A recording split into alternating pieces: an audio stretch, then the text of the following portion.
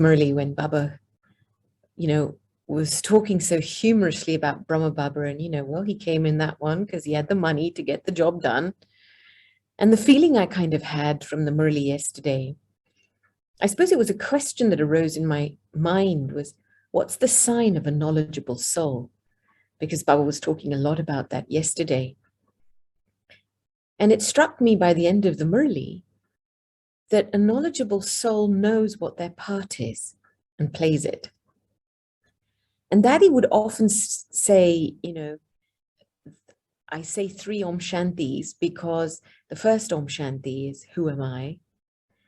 The second Om Shanti is who I belong to. And the third Om Shanti is, what do I have to do? And there's something about you can be in the knowledge for many years, which is a traditional BK way of saying it. But for how many years has the knowledge been in you? And I think when that's assimilated, I was thinking, well, that just must make that person very selflessly focused on what they have to be and do in their Brahmin life. And I thought God is selflessly focused. Sometimes when we think of this word selfless, we think, oh, well, we've let go of our focus in being selfless. We're available for everything and everyone. Yes, we are. But focused means it doesn't compromise me playing my part. And today's Murli is, a little bit more of that tone where Baba yesterday saying, well, this is who I am. This is what I do. And, it's up to you what you want to use in a worthwhile way, what you understand, what you want to do with what you understand, and how you're going to act. And today's Murli prompted the question, what's the difference between sacrifice and surrender? So I'm not going to go into it now, because if we do, we might not stop. But it's something to feel through the Murli, I think, today. And then we can have a little discussion about it at the end. I think coming back to that question and the kind of sense of the earnestness with which Baba was reaching out to us today, but Dada especially. And this feeling that, when you sacrifice, you still have a choice. And when they talk about the yajna and the sacrificial fire, you're throwing in chickpeas. You're basically sacrificing stuff that's not good for you. So you're making a choice to shed what's not you, giving up what's not you. But when you surrender, I think, comes from a much deeper place of understanding that nothing is mine anyway. And so while sacrifice might be giving up, surrender is giving in, knowing that nothing's mine anyway. It's a much more deeper, it comes from a deeper place of understanding that nothing's mine anyway, and I'm giving in to a source of power. So I'm willing. Then there's this kurbani where in every moment, every thought, I'm giving in to the Father and the Father's Srimad, and that subtle thread. And I'm just allowing that principle and that subtle thread to do its work and carry my being forward, my mental faculties, my emotional faculties, my physical faculties. And then giving up actually brings power, because giving up is the reclaiming of my mastery, where I make a conscious choice to say, that is not me. Swaha, sacrifice, away. And I feel both are needed. We give in to that very subtle thread of Srimad in each moment. And it's more like, it's not, what is Srimad? It's not something abstract. It's a really deep realization of who I am and I belong to and where I am right now and what I have to do and what Baba's wanting and what Baba wants. Baba's vision of creation and recreation. And I'm just giving in to that and seeing what happens. And that means I suddenly free myself from all thoughts of, well, that's not right, that's not wrong, that shouldn't be like that, and that shouldn't be like that.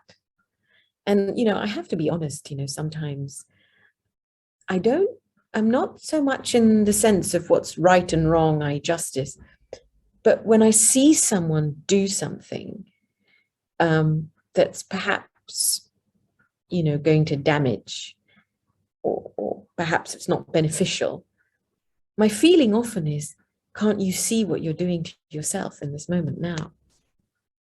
And my feeling is a bit like, well, you know, what can I do to help you? And even that, it has to be given in. And because I think we can only become true mirrors when there's no vibration of any other thought or belief or judgment or anything floating around us, to enable souls around us to realize their own greatness quickly, so they can rise up and do what they need to do. So those were my thoughts today. I'm very intrigued to hear what's filtered into your consciousness today. Blessing today. I was immediately tested after the Murli this morning. The wonders of the drama. And I resonate with this idea of surrendering being a more cyclical stream inside. It's almost like it's surrendering. When you're surrendering in, you're giving in, and you're recycling yourself, you know. And this morning, immediately after Murli, there was a guest on stage reading Murli who'd come from another country. And one of the in-house sisters then walked up on stage, and typically the guest would read Murli, conduct meditation, and then share a bit or engage the class. And one of the in-house sisters walked up and asked the guest to get up from where they were sitting to sit on the side, and she put herself there. And she conducted the meditation, and then she shared. And it was such an odd scene to watch, that here's a guest who is quite a few years older and senior in Gyan, and for her to be usurped from her chair, to be put somewhere and then being told to go off. And in that moment, I'm watching what is happening here. So, you know, a big part of, I suppose, my mercy kicks in, which is not about this is wrong. I didn't have that thought, this is wrong. I just felt mercy for the person doing that. In this moment, don't you realize what you've just done for yourself, you know, for your own cycle, for your story? And then, but with that thought, it wasn't enough, you know. Then came the thought, should I just quietly say something to her afterwards? We have a relationship. And I could feel there was a ripple in the room at that moment when that scene happened. And in that moment, then I just thought, no, I'm going to release. I felt the thought just bringing me away from me. So I then just pulled back in, and I just brought Baba in. And as I brought Baba in and I let it go, I started to see what that soul on the stage wanted. A lot of respect. And the moment I could feel that the soul needs the support of self-respect, it was almost like shifting from being a bestow knowledge and into blessings, to really having a vision of sitting there in my truth with Baba and just supporting this soul with a drishti of respect, which is what. So in that moment, the recycling that happened inside me was I moved beyond the act of the soul and the need to perhaps correct the act, to really seeing into and responding to the need of the soul in that moment, which was a deep need for respect. And it liberated me from that whole scene, because I walked away and I have not thought about that person. And when I was reading the blessing this morning, I thought, wow, this is what each moment in the drama offers us. You know, as you go through the process of coming away from your power, coming back in again, bringing Baba in, surrendering, and then seeing through the surface of the scene in front of you to the need of the soul and responding with that Triya Drishti and Vritti. And you literally liberate yourself from the muck of the injustice of Ravan's kingdom. This was very important for me today, because I think injustice has been an energy that probably I've been enslaved to for quite a while. And you can see how when there's an insidious energy of injustice lurking there, it will make you see things in a very polarized way. And you can't, and then sacrifice doesn't work there. The only surrender, which is giving in, because the moment I have a thought about what someone has done, I leave my center of power. I leave my seat of power. And so for me, the surrender is when I'm giving in and staying in my seat of power and with Baba. And then the wisdom that just opens up in that moment when you see past the surface dynamics of what souls really need. And then the deity just steps in and provides. And those are liberating. Those are moments of liberation, I feel, if we can stay with them and stay surrendered in the process.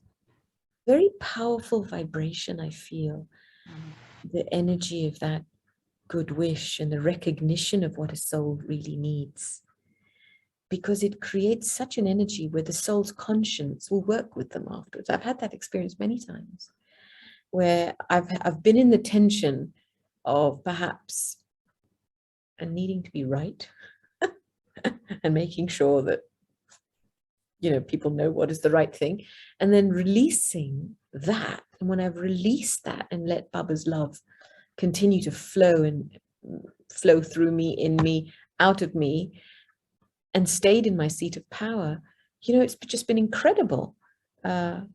People who I never thought would have apologized would have come and said, I'm sorry, or this is what's happened, or this is, and it's kind of induced a natural order. Things just start to order themselves around. Things start to happen and they find their place. And that's enough. The game is so subtle. And so choosing my battles wisely is really important at this point. So that I can, you know, really accumulate the incredible amount of energy that's going to be required to leave. Yeah. To really leave at my will. Not to leave under any helpless circumstance. Baba, you know, Baba, he needs to know everything. We were having this discussion with Paulini yesterday, and this whole sense that he's like, come to me first with everything. Your thought, your feeling, your impulse, you come to me first. And that if you've gone somewhere else first with a question, an idea, and you come back to him, it's like, well, I can't do anything about it because the dominoes fallen that way. So go take that route. He can't access us. And I just feel like with everything, whether it's my body or whether it's my health or whether it's my awareness, I just have to give in to Baba first. You know, that Baba is actually saying, I am responsible. I want to be responsible. I'm making you into a master of the world. Let me do my job. And here, you know, I am, or we are kind of go, really? Really? Somebody else can be responsible? Really? And yet the amazing thing about giving in is it actually makes you more proactive.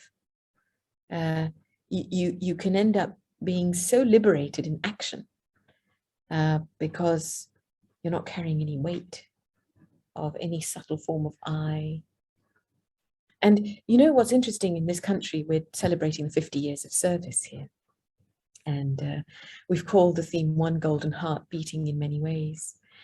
And very much from the beginning, the outset was the focus not on going down memory lane and telling those stories, but actually revealing the fruits of 50 years here. And on the BK launch on the Saturday, the 9th of October, we had a wonderful display of the Brahmin family around the British Isles in all their, you know, colors and expressions. And you could see just the incredible diversity and richness of expression. And what I then subsequently started to realize, I stumbled across a commentary from David Pryor, who is a former archaeologist in this country, very famous. And he was breaking down this whole myth of how, when Bede, the monk, a historian who first wrote about the Anglo-Saxons, that he broke the whole myth that England was formed when this group of Anglo-Saxons came and there was just nothing but savages in Britain. And he said, there is nothing in archaeology to prove that here. And he subsequently broke down, you know, all the archaeological findings, etc. And he made his case. And what was starting to come to light was there was a civilization in place that was being added on, the Romans and then the Anglo-Saxons, but these weren't people from the outside. The Romans were the people from the outside, but the Anglo-Saxons, these were just people from other parts of Britain moving in. And what he was starting to build up a picture of a culture that was assimilating diversity. Diversity, trade from the continent, diversity from all parts of the British Isles. And over a period of time, the race developed, and its speciality developed on the basis of assimilating diversity. So it wasn't based on purity of ethnicity, you know, there's no, and that's why you have a cup of tea in your hands and the tea's from Kenya, packaged somewhere else and drunk in Britain. Or, you know, Sir Tim Cook talks about the national dish of Britain as being chicken tikka masala. So it's such this land, and the people in this land have assimilated so many things from so many different places and just made it in Britain. And it brought me a lot of relief, that piece, because I always say the narrative you hold in your head it creates the sense of identity that you and so this narrative of you know, we're the English, the Anglo-Saxons, we come in and we fight, we claim the land, that narrative just is not there.